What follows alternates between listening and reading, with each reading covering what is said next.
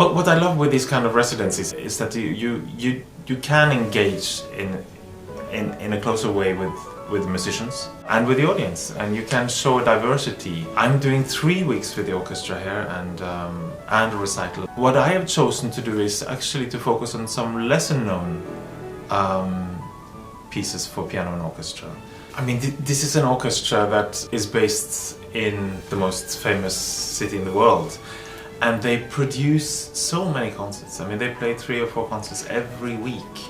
And you can imagine everybody comes to New York to give their best, and there's this orchestra that has to give their best every second night.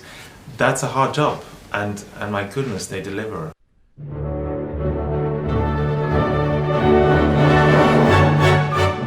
I worked with Paavo Järvi very early on, and I'm really looking forward to play with him. Rachmaninoff's 4th piano concerto has been neglected somehow. It doesn't maybe have the long sweeping melodies and the 2nd and 3rd. It has a sort of 20th century edge which the other concertos don't have in a way. I think he was finding a new language, which is I'm very attracted to that late Rachmaninoff style. There's a nostalgia and an edge combined, which is very new and wonderful.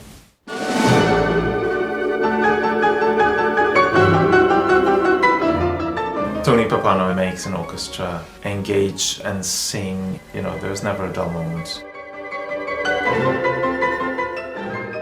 The Britten Piano Concerto I haven't played for many years actually. I played it quite a lot as a young man.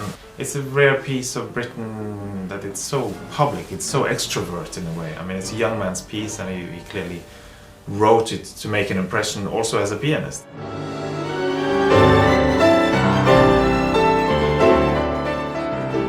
Ed Gardner has actually become the chief conductor of the orchestra in my town, in Bergen in Norway.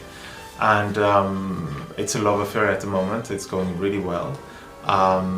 I have got to know Ed through playing with him there. The Debussy Fantaisie has a strange reputation. It's very beautiful, accessible, early romantic if you want, Debussy. Maybe he hasn't really developed his style yet, but there is still so much of that very attractive Debussy quality to it. I'm so much looking forward to come back to it in this Debussy anniversary. It will be 100 years since his death in 2018 when we do it, and that's one of the reasons why I thought, you know, now's the time to really look at that piece again. I think New York is my favorite city, and a lot of people say that, but I feel very personal about it because I've been so welcome there over the years. I've had wonderful experience on stage in the Lincoln Center with the York Philharmonic.